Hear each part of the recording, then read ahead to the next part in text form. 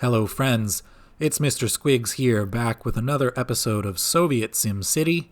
The game is Workers and Resources Soviet Republic, and we do need to start by talking about what happened in the last episode, because I presented some incredibly blurry footage at incredibly high speed, so it's probably a bit difficult to remember anything that happened. But basically, we went through about 8 years. I think episode 10 ended around 1965, and now we're in 73. Luckily, not too much interesting happened in that point. Mainly around here, we started developing our industrial base. The real success of last time was that we completed one of the technical university research options, which is the geological survey, which showed us where oil, coal, and iron deposits are on this map. So we did build a couple little oil derricks, and we're exporting oil. We built a coal mine and coal processing plant, and even a coal power station, which is a bit of a coup because we were importing all of our electricity before. Now we're exporting because we're producing way more coal than we need. So I am directly exporting coal and oil with trucks, but also exporting coal power. So that's going to loosen things up financially, allow us to import more steel, which we need to continue building things. And seeing as it's winter, I'm always trying to make this agriculture a bit more efficient. So we're upgrading the roads in the wintertime when the agricultural machinery doesn't need them. So we'll see how far we get. I don't know, to be honest, if we'll get a steel mill up and running this episode, but we're going to try our best. And so I'll turn up the speed and we'll see how far we get.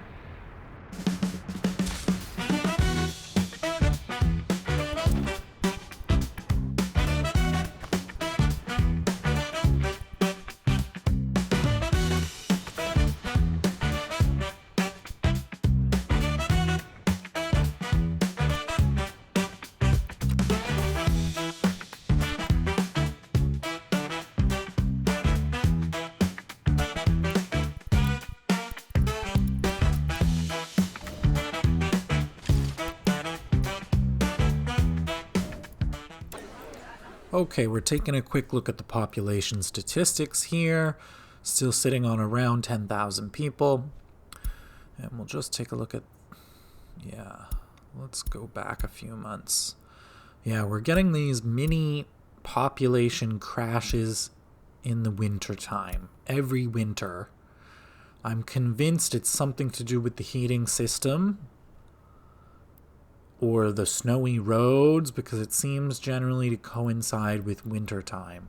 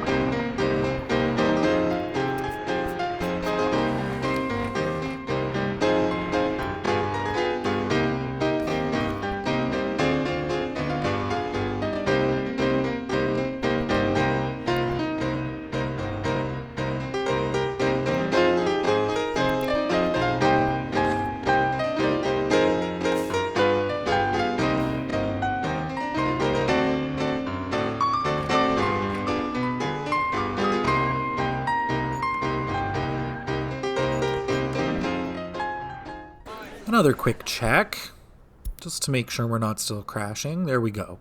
So whatever's going on, it's something to do with the winter, because as soon as we reach end of Feb, early March, the decline flattens out and starts to reverse, especially with babies and kids. People start having kids again.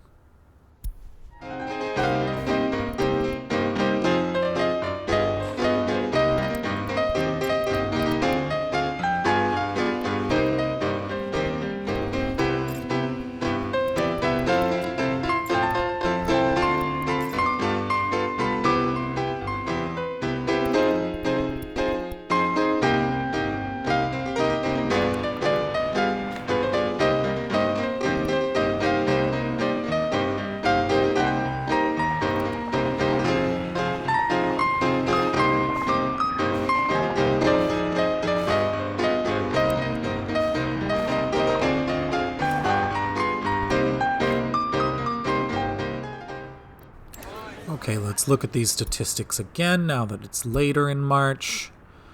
Maybe we just need to see some context. I'm curious about the deaths. Yeah, so there's our all-time deaths. It bothers me that in recent years they're on the rise, and if we compare to escapes are at an all-time low. And the other thing is the deaths are more than the births. Look at that, the births are high. So the births are high and the escapes are low. That means people are happy. They're choosing to stay, they're having kids, their quality of life is high enough for that. But something is happening, particularly in the winters, I guess to impact their health. Because even though births are going up and up and up, they're still not enough to compensate for all the deaths we're having. So, I'm wondering, are there structures that aren't getting heated enough, or are snowy roads preventing people from getting the stuff they need in the winter time? But I think in both of those cases, that would drive people away.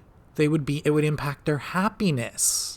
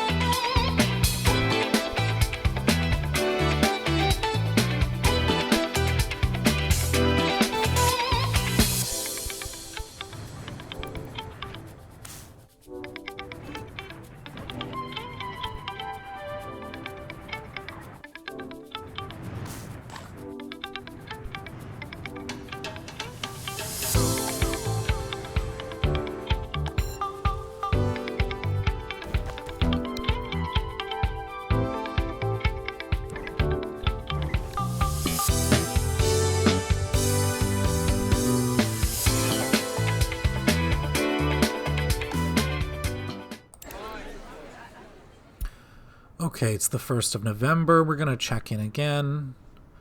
And the graph is really telling the story. By the 1st of April, we're in full growth mode. And really by the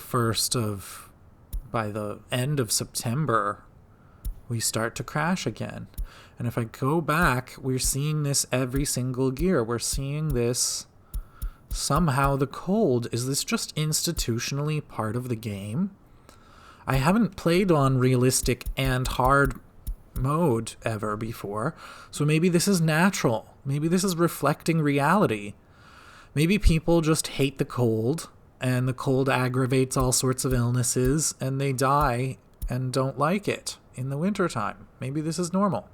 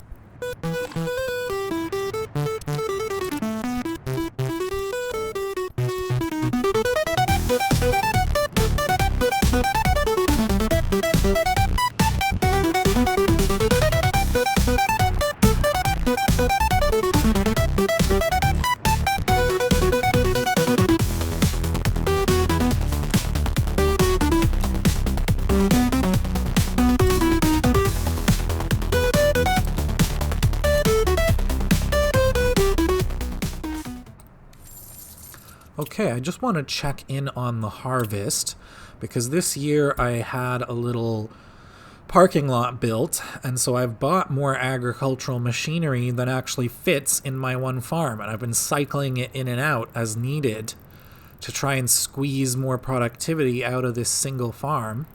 And I think it's working. There we go. It's over 17,000 tons. It's our best harvest ever so far.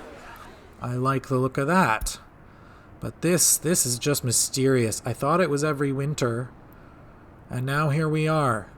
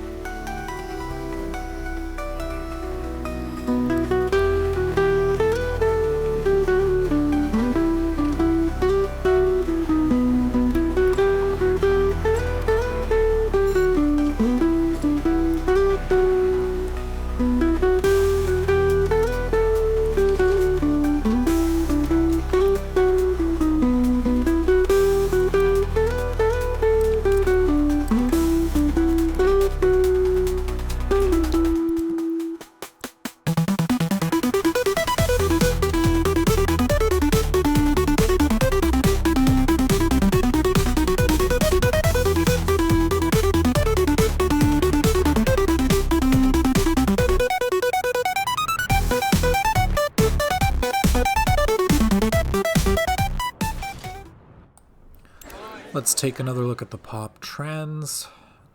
Maybe we can learn more about what's going on here. The long-term trajectory is fine. It's all these short-term dips. Yeah, happiness dips, satiation dips, but this is the one. The long-term health trend being downwards is not so nice. Alcohol going down's okay because it means they're doing other things. I bet if I go into culture, we'll see the opposite. There we go. Same thing with sports. Religion will be down like alcohol.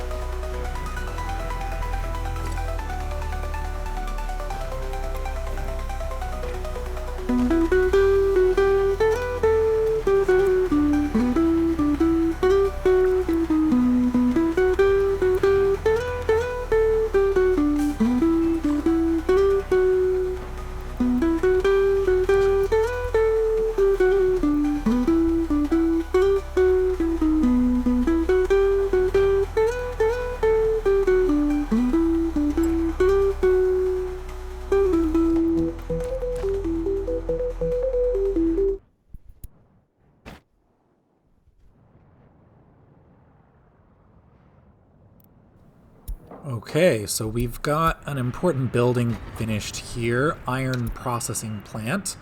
We don't have the iron mine finished quite yet, but this is something of a milestone.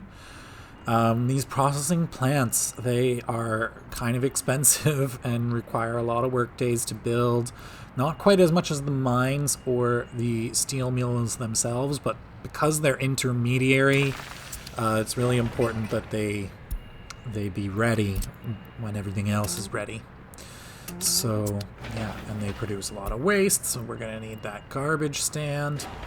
But yeah, we're mostly there. We're halfway there with the iron mine. It just needs more work days.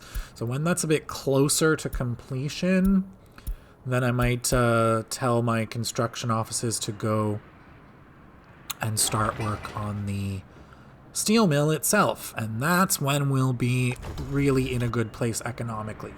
Already having coal is a really good start because we were importing it and we were importing electricity. Now we're exporting both.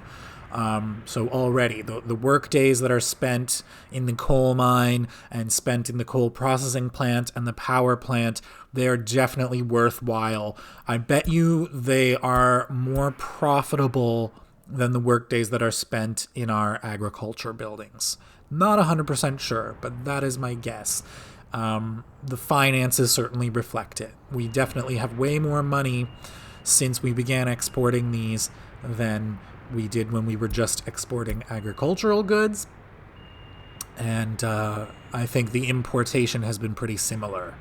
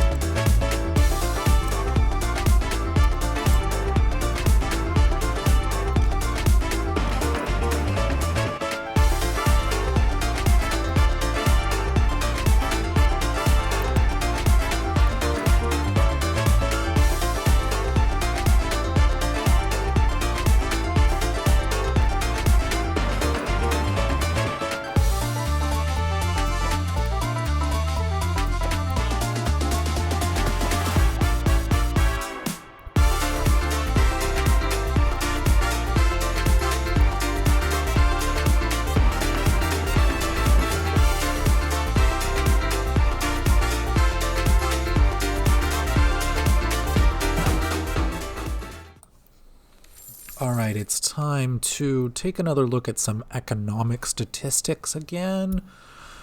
And let's see. This is year to date, which is only a few months. Well, let's go back. Okay, so if we look at the last 2 years, the top import, $750,000 of steel, over 300,000 of fuel. And what are we exporting? Let's see, this year to date, $100,000 of oil. That's a good export for us. But if we could move it back a little bit, there we go. You can see even the power. We've earned 184,000 rubles by selling electricity, and over 700 by selling coal. More than our food exports, less than our alcohol exports. Very interesting. I did not expect it to be that high. Oil I knew would be a game changer financially, but to be honest, coal, didn't expect it to be that high. That's a nice surprise.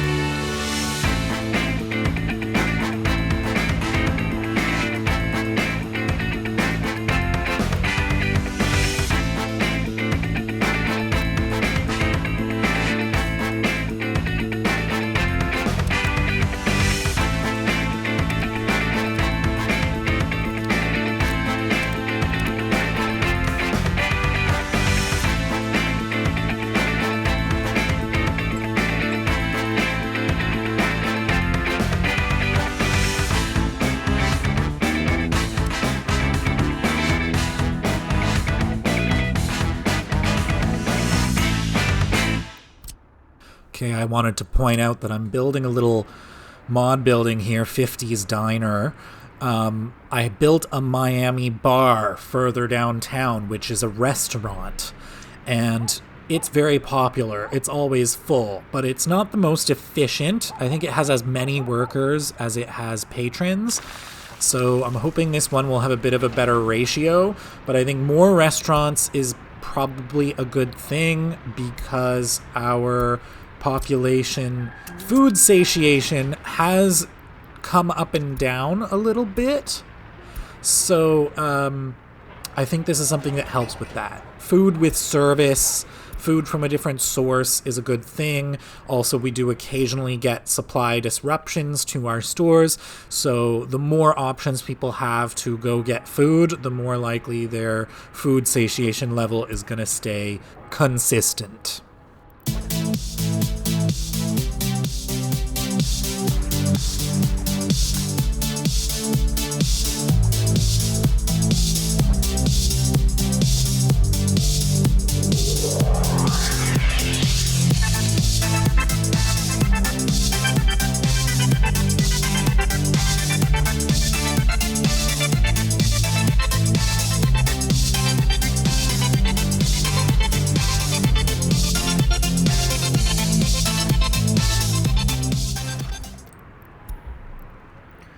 Alright, I think it's time to take a look at some of the city planning overlays here, just to give us a sense of how the specific citizens in these specific dwellings of this town are doing.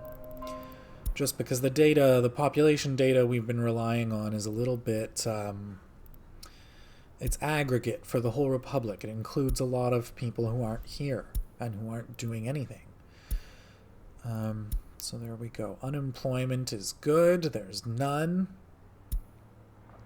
Tourists, none. Uh-oh, we got a fire somewhere.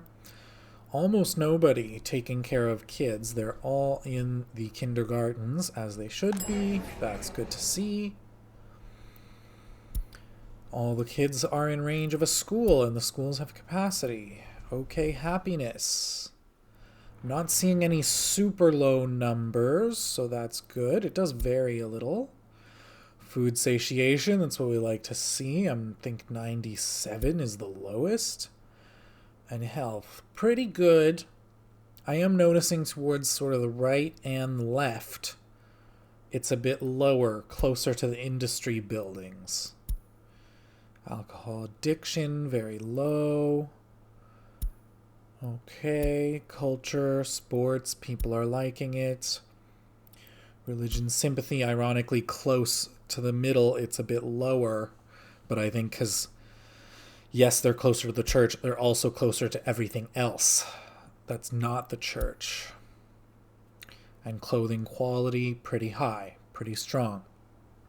I think maybe the criminality might be interesting. Very low. There's only a couple buildings here and there that have a non-zero criminality.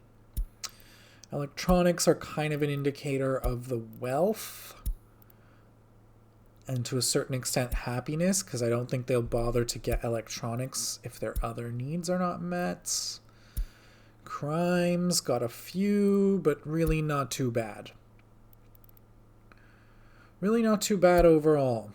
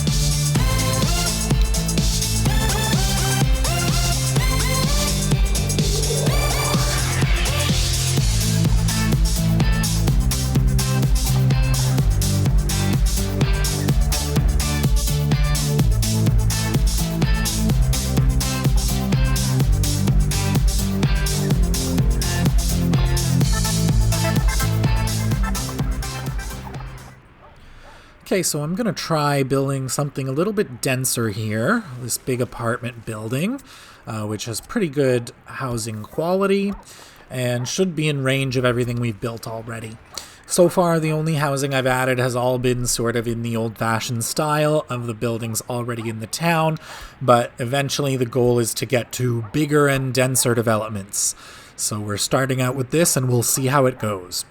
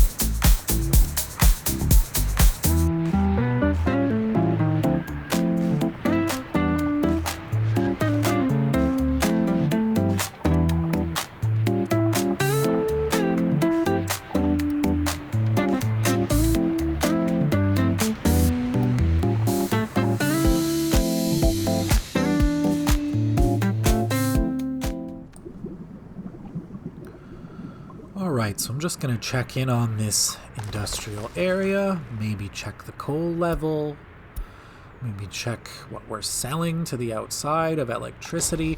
You can see all the buildings I've got planned there. Eventually we will do concrete, cement, and cement panels, but really I'm eager to start the steel mill under construction. And finally, we're getting pretty close on the iron mine. So I think I may go ahead soon in a minute and, yeah, I'm just wondering what's still under construction.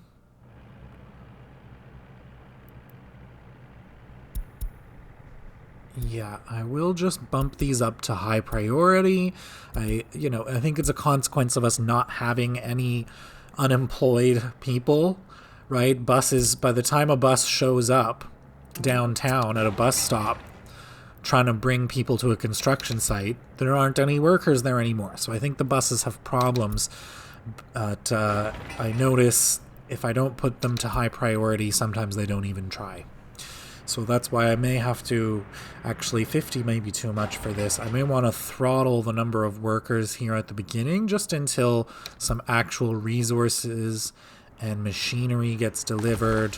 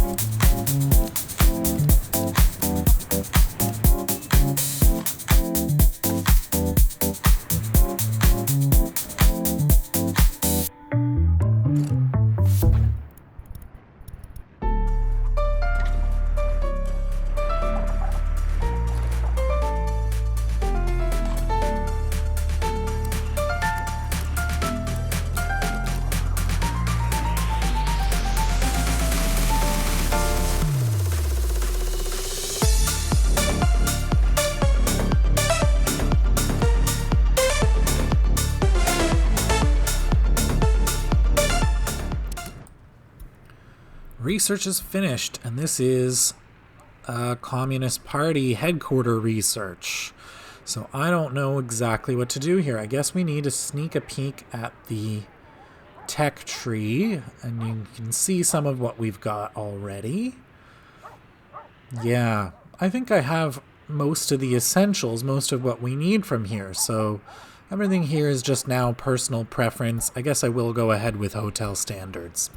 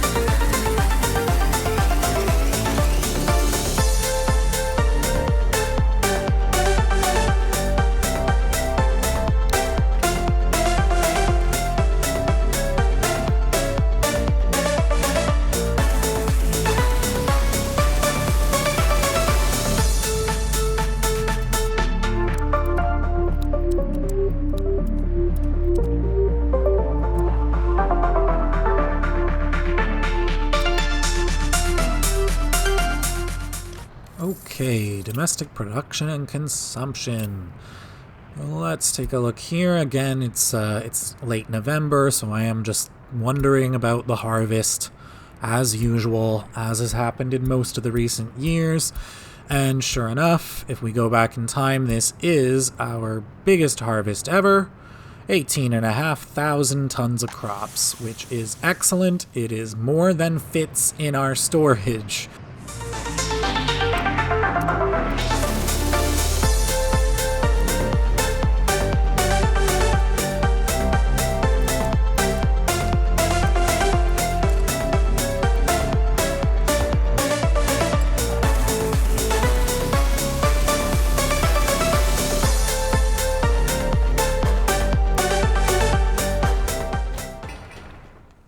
Okay, friends, we're going to have to leave it there for today with our steel mill 38% complete. But that means we should be in for an exciting episode next time when we finally have the means to produce our own steel. That's going to open up all sorts of doors for us. Thank you so much for watching. This has been Soviet SimCity number 12. I'm Mr. Squiggs.